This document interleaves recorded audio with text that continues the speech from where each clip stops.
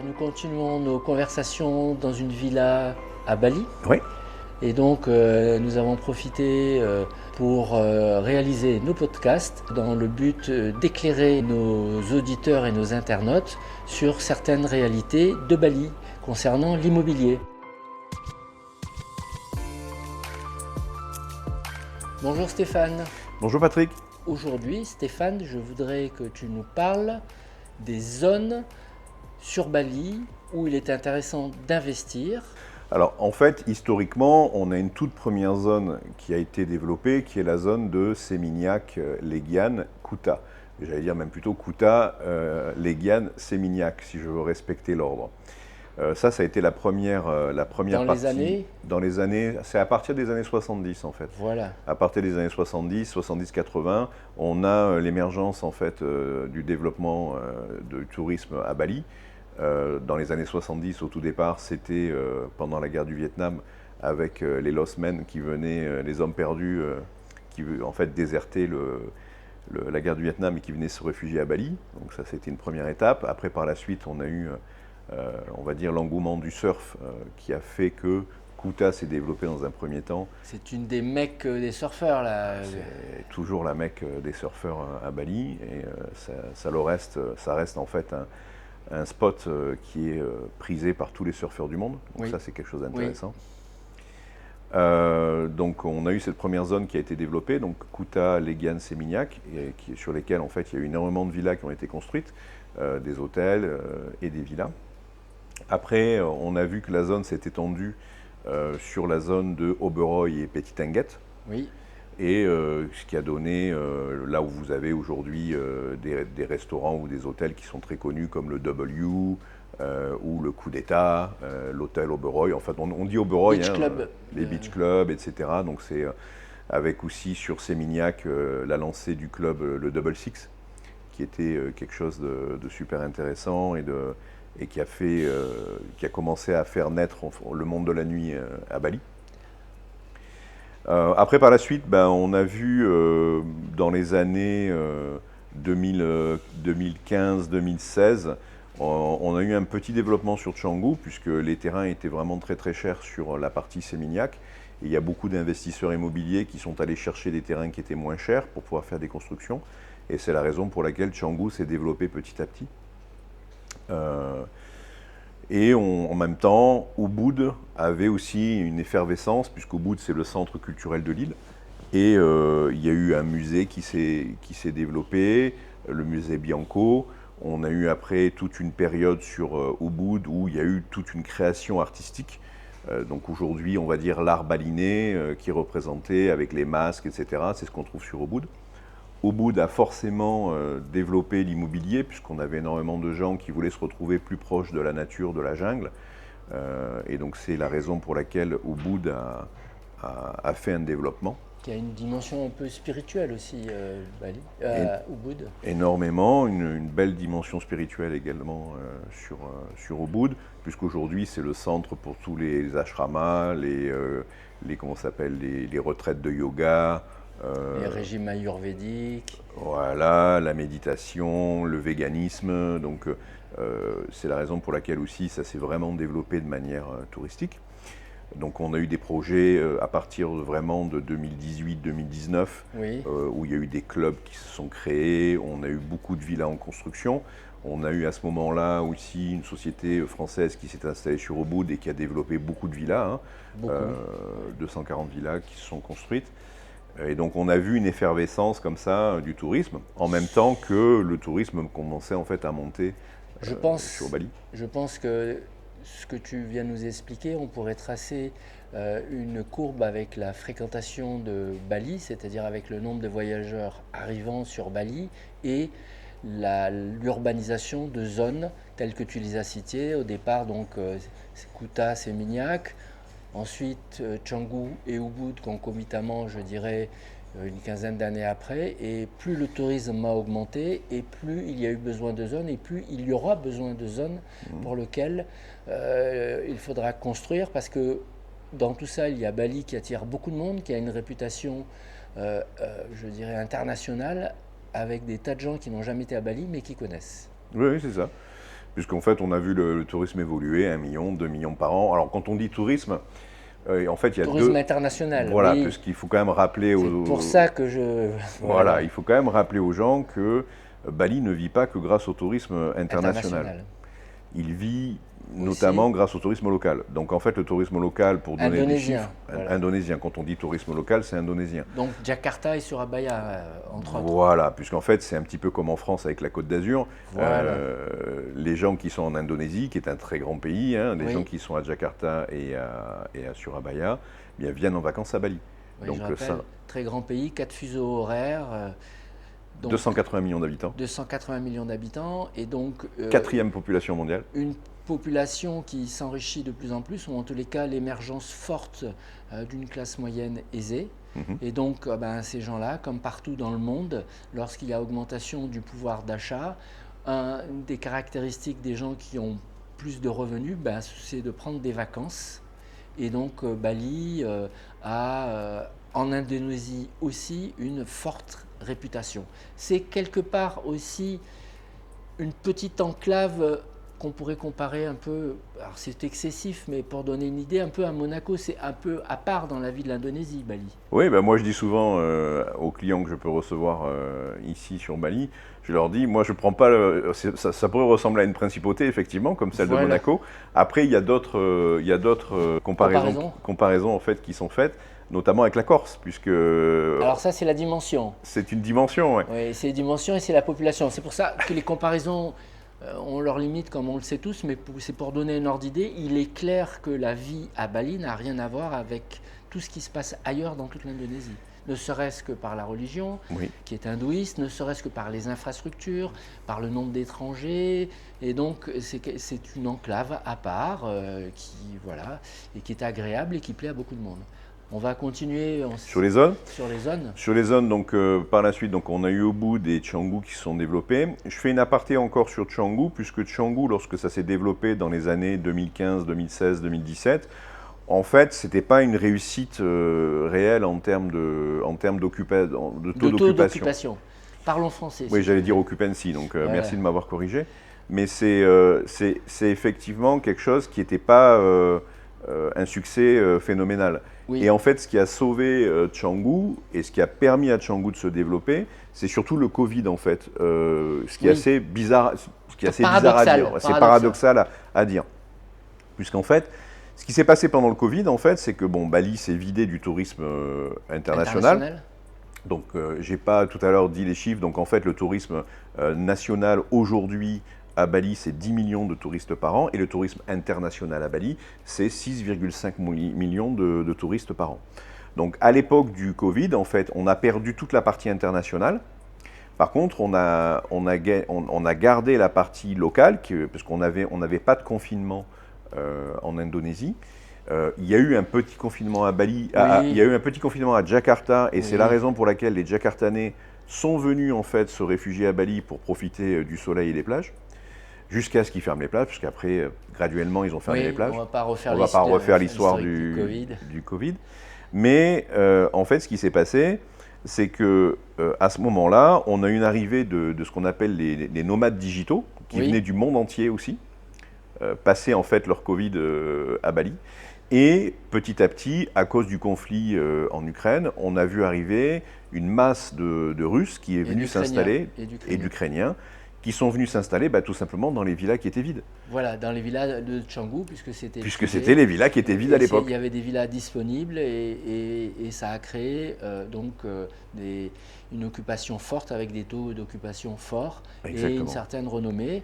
Alors c'est vrai que Canggu attire du monde. Le corollaire de tout ça, je peux vous en parler, c'est que ça entraîne une situation de la circulation très dense, très dense pour le moins. Il est conseillé d'avoir à minima un deux roues. Et autrement, on ne s'en sort pas. Et c'est un peu l'effet perverse de cette forte augmentation de la fréquentation sur Canggu. Notamment sur Canggu, puisque le problème de Canggu principal, c'est les infrastructures. Comme tu l'as dit, il vaut mieux avoir un deux roues sur Canggu, parce qu'aujourd'hui, en voiture sur Canggu, c'est tout simplement impossible. Tout à fait. Ce qui va à l'encontre, en fait, du développement de Canggu, puisque Canggu, ce sont des gens qui sont venus pour y vivre. Ce n'étaient pas des touristes. Les Russes qui se sont installés à Canggu, ils sont venus s'installer sur les 2, 3, 4 années qui allaient suivre le conflit en Ukraine. Et donc c'est les familles qui sont arrivées. Et donc le taux d'occupation sur Canggu a été tronqué, puisqu'en fait on s'est retrouvé avec des villas qui étaient pleines tout le temps, mais c'était de la location annuelle. Donc ça a un petit peu faussé. Par contre, il est vrai que ça a attiré du monde, le monde attire le monde, et automatiquement, ils ont développé tout ce qui est beach club sur Canggu, et ça a fait que le tourisme et le tourisme international s'est également développé dans la zone. Avec une clientèle un peu de gens qui aiment bien la fête, voilà, je vais dire qu'on va cibler, qu'on va situer en termes de catégorie d'âge des 20-40 à peu près. Voilà. Et pour finir sur Canggu, le problème de Canggu, c'est qu'aujourd'hui, on est à saturation, c'est-à-dire qu'on ne peut plus circuler. Saturation de circulation, oui. Et on ne peut plus créer de route. Oui. Donc aujourd'hui, ça devient très compliqué. Et j'ajouterai aujourd'hui que, on va dire, l'annonce du gouverneur de Bali qui dit qu'on va interdire les constructions sur les terrains agricoles et notamment les rizières. Il était temps. Il était temps, mais ça veut dire que tous les développements qui sont après Canggu, qui sont des rizières, ne pourront pas être exploités, ne pourront plus être développés. Oui, la zone géographique après Canggu, ou tout autour de Canggu, ce sont des rizières. Et donc là, quand la loi sera mise en œuvre, il n'y aura plus de construction. Mais Ubud aussi, pendant cette période-là, concomitamment, s'est aussi développée fortement. Alors, elle s'est développée en vente, mais elle ne s'est pas développée en taux d'occupation. Et c'est ce qui fait qu'aujourd'hui, vous avez beaucoup de gens sur Ubud qui revendent, parce qu'en fait, ils ne sont pas du tout aux chiffres qui avaient été annoncés par les développeurs de l'époque. C'est-à-dire que Ubud intéresse un noyau dur de clients qui veulent, comme tu le disais, se rapprocher de la nature, qui peuvent avoir une approche spirituelle, mais ça ne remplit pas toutes les maisons qui ont été construites. Voilà, c'est le problème. Pour faire court. Ce qui nous amène à la zone qui a vraiment le vent en poupe en ce moment, et depuis les 3 dernières années, on va dire réellement, qui est en fait le Bukit Uluwatu. Et le Bukit Uluwatu, aujourd'hui, c'est la zone sur laquelle on a le plus de développement possible. D'une part, il n'y a pas de rizière, donc on sait très bien qu'il n'y aura pas de terrain agricole sur lesquels il y aura des interdictions de construction. Donc ça, c'est un point important pour nos investisseurs qui veulent voir quelle est la zone qui est la plus intéressante sur laquelle investir en ce moment.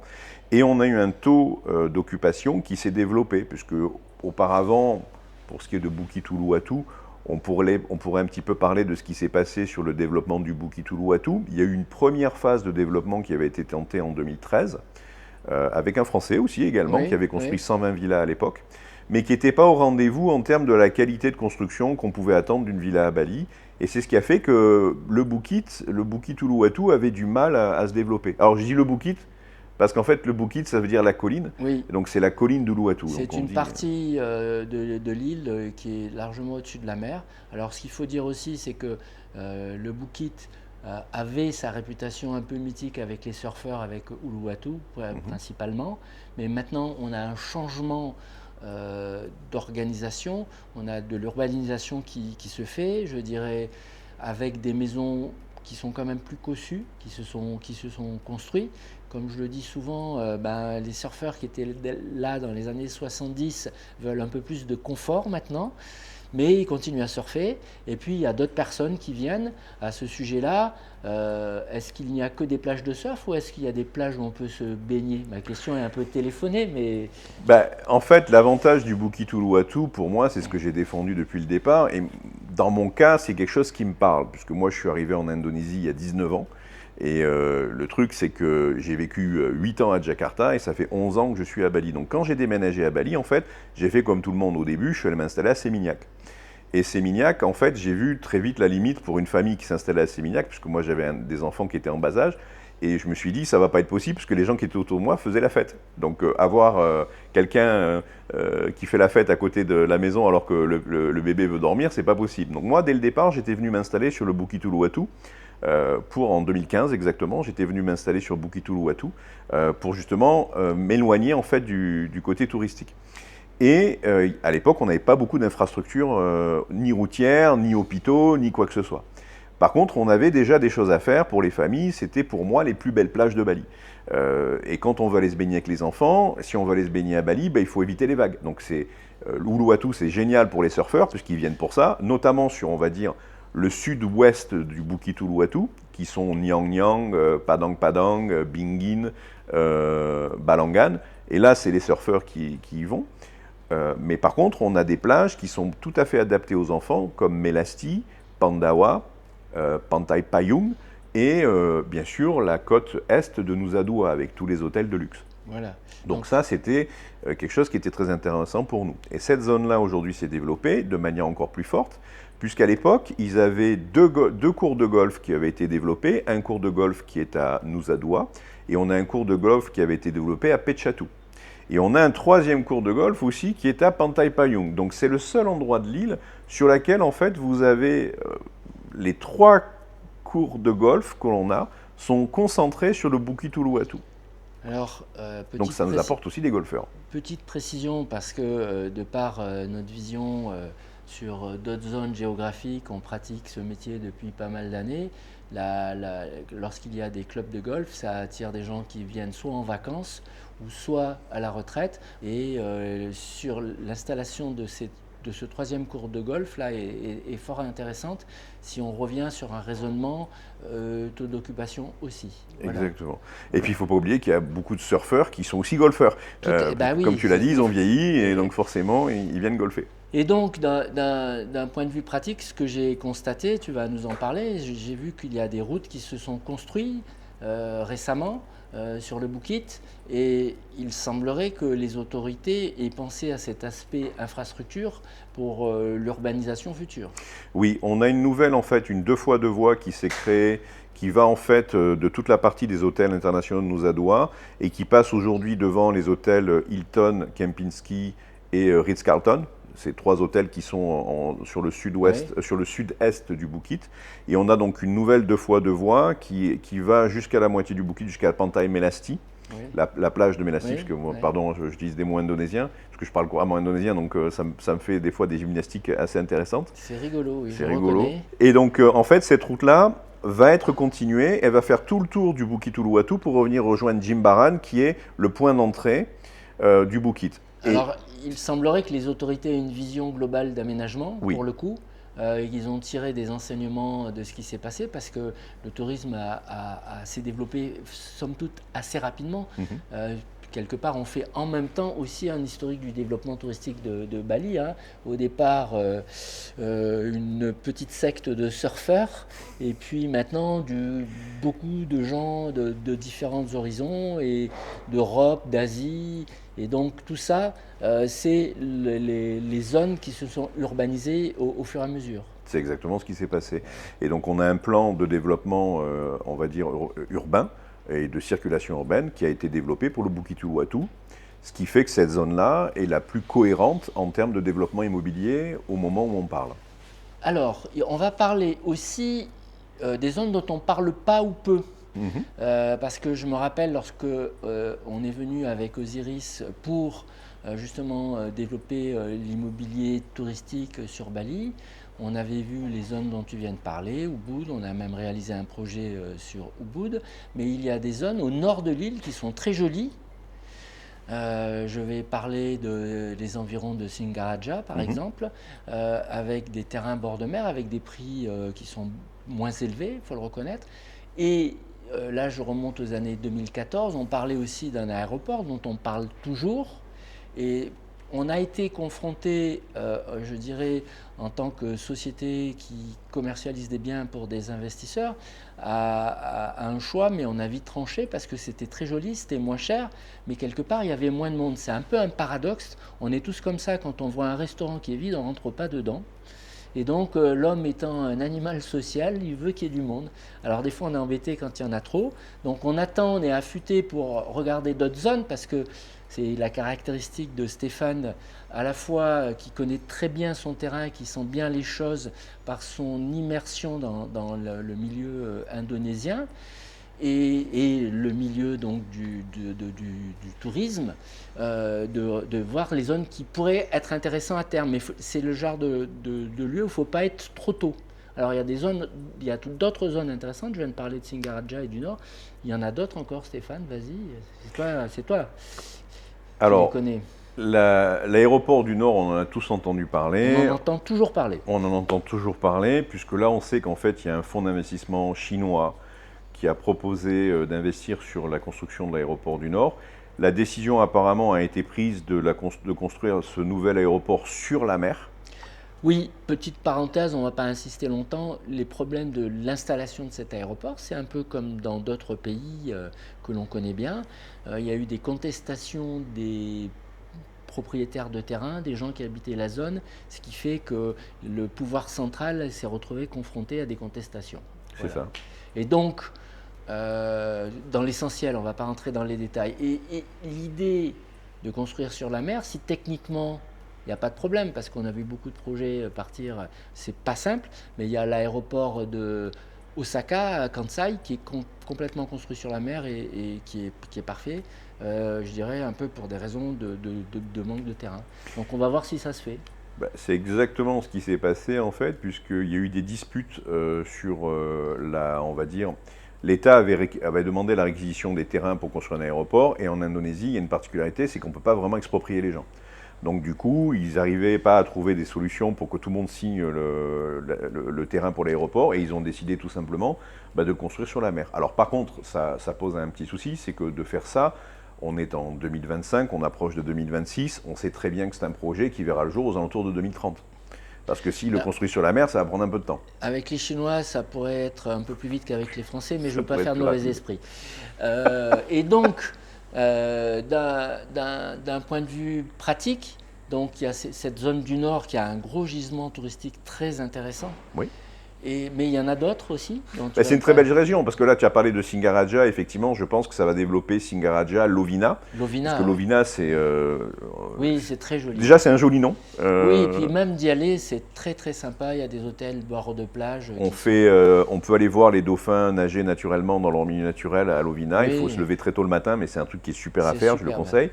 Après, vous avez la partie vraiment nord, voire nord-est de Bali qui s'appelle Tejakula, Bandalem, Tejakula, et c'est des endroits qui sont très intéressants à visiter. Et vous avez enfin la partie Ahmed.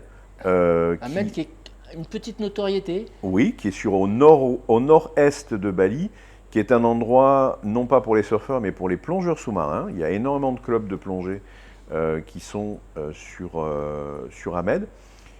Et c'est on va dire, une espèce de petite communauté, de beaucoup de magasins de plongée et de clubs de plongée qui s'est développé. Mais pour revenir à notre sujet, je dirais, nous, en tant que société qui conseille des gens pour investir dans de l'immobilier, effectivement, il y a un noyau dur, mais il manque un certain nombre de loisirs, de restaurants et ainsi de suite qu'on peut trouver dans le sud de l'île. Oui. Ça va venir. Et puis, il y a aussi un manque de développement de villas, puisque... mais c'est lié. C'est lié. Parce que nous, on ne veut pas en prendre là-bas, parce qu'on se dit que même si les prix peuvent être plus intéressants, les taux d'occupation ne vont pas être en rendez-vous. On va souvent vous parler de taux d'occupation, mais c'est quand même une priorité. Parce que ça reste un marché de niche, c'est-à-dire que les plongeurs restent un marché de niche, et donc c'est un développement qui prend un peu plus de temps. Voilà. Et je dirais même pour les gens qui par exemple, les retraités qui veulent occuper une partie de l'année leur maison, le reste de l'année, quand ils la louent, le taux d'occupation reste quelque chose d'important. Et je dirais ceux qui veulent habiter à l'année sur Bali, on est tous maintenant avec des habitudes de confort en termes de commerce, en termes de loisirs, et on se retrouve en milieu naturel toujours, tout le monde trouve ça très bien, mais quand il n'y a rien du tout à faire le soir, et qu'une fois, c'est ça le problème, quoi. Une fois qu'on a fait le tour, voilà, l'homme urbain, moderne, avantage, inconvénient, je ne porte pas de jugement de valeur, voilà. Mais on constate que l'offre, elle est là où il y a beaucoup de monde. Après, si on descend, on continue sur la côte est, vous avez Chandidasa, qui est très très joli, mais qui a très peu de développement, c'est on va dire, une bande de terre près de la mer, et après ça monte tout de suite en montagne, donc c'est une zone qui est assez complexe à développer. Mais en bord de mer, on a tout un tas d'hôtels, on a quelques villas qui ont été développées. Après, vous avez la zone de Sidemen, qui en fait va reprendre un petit peu un développement nature, un petit peu comme Ubud, mais qui a, on va dire, un souci de manière géologique. C'est que Sidemen est dans l'axe du mont Agung, c'est-à-dire le plus grand stratovolcano de Bali, et il est dans la coulée de lave. C'est-à-dire que Sidemen est dans la coulée de lave. C'est-à-dire que si le volcan a une éruption, on n'ira pas. Donc ça fait un peu moyen pour aller investir. C'est très très beau, mais investir sur le long terme, ça pose un problème. Okay. Après, vous revenez vers le sud-est de Bali, vous arrivez sur Sanur. Sur Sanour, en fait, pareil, on a en fait une bande entre la 2x2 voies et la plage qui est développée, mais c'est déjà complètement développé, les terrains sont super Oui, chers. on n'en a pas parlé, c'est pas une grande zone, mais c'est une zone qui est très jolie. C'est très Mais joli. je dirais que là, il n'y a plus de possibilité de faire de nouveaux projets. Qui est Et plutôt orienté retraité oui, également, oui, parce que c'est un gros marché, les retraités. oui, Il y a énormément de gens qui viennent s'installer en fait à Bali pour passer leur retraite, ce que je peux comprendre tout à fait. On a une température de 27 degrés en moyenne toute l'année, il fait beau, on n'a que 2 saisons, saison sèche, saison des pluies, donc c'est très agréable pour y vivre. On n'a pas parlé des petites îles qui sont qui appartiennent à Bali. Alors je ne vais pas parler des Gili, Trawangan, Meno, Air, qui elles qui font partie de Lombok. Elles ne font pas partie de Bali, oui, donc de l'île d'à côté. Mais vous avez en fait des îles qui sont Penida, Limbangan et Cheningan, qui sont 3 îles qui appartiennent à Bali. oui. Penida, vous en avez tous entendu parler avec la plage de Klinki, qui est la plage sur laquelle ils sont en train de faire l'ascenseur en verre. Et qui pose problème puisque tout le monde se plaint de cet ascenseur. Mais en termes de développement immobilier, ça pose un problème puisque ça veut dire qu'il faut aller prendre un bateau. Cette année, malheureusement, on a eu beaucoup d'incidents avec les bateaux. Il y a eu beaucoup de bateaux qui ont coulé. Et donc ça pose un problème, c'est qu'il faut prendre un bateau depuis Sanour pour aller sur Cheningan, Limbangan et Rupture Penida. de transport, C'est un peu compliqué. bon. Par contre, c'est très joli, mais c'est plutôt pour des gens qui veulent se faire plaisir avec une belle villa pour y passer du temps ou pour passer la retraite. Maintenant, pour un retour sur investissement, je ne le conseillerais pas Oui, forcément. et on revient toujours, c'est un peu obsessif, c'est les taux d'occupation, le remplissage des maisons, même pour ceux qui viennent passer 4-6 mois dans l'année, le reste du temps, le but étant, avec les fonds récoltés dans la location, de financer l'entretien de la maison, voire plus. Et donc, le taux d'occupation est important, on s'en aperçoit avec tous nos clients, nous en parlent in fine, quoi. Et enfin, il y en a une zone dont on ne parle jamais, Oui, c'est la zone ouest oui, de Bali. Et cette zone-là, en fait, pourtant c'est joli parce qu'au nord-ouest, on a un parc naturel oui. et on a une très très belle avec des plages de sable blanc. Et ça, c'est pas Mais développé. peut-être qu'on en parlera dans des années, on verra bien. Voilà, mais ça se fera Alors, avec l'aéroport du Nord. oui, alors Stéphane a un côté chercheur d'or, donc ça va tout à fait bien dans la philosophie de notre fonctionnement global. Et je le charrie régulièrement là-dessus. Il est notre chercheur de pépites, que ce soit surtout pour les maisons, donc avec les notions de rapport d'emplacement, de rapport qualité-prix et de qualité de construction. C'est un sujet à Bali dont on reparlera certainement dans un autre podcast. Et donc, il est à l'affût aussi sur toutes ces zones-là. Et s'il y en a qui viendraient se développer, on en reparlera. Mais il était très en amont sur le Bukit Uluwatu, comme il vous l'a expliqué. Donc voilà pour répondre à la question de quelles sont les zones en fait sur Bali. Et oui, donc quelles sont les zones Voilà, pour le développement immobilier je sur pense Bali. qu'on a été assez complet. Mais comme d'habitude, vous pouvez nous contacter si vous voulez des précisions et Stéphane ou les gens de l'équipe pourront vous répondre.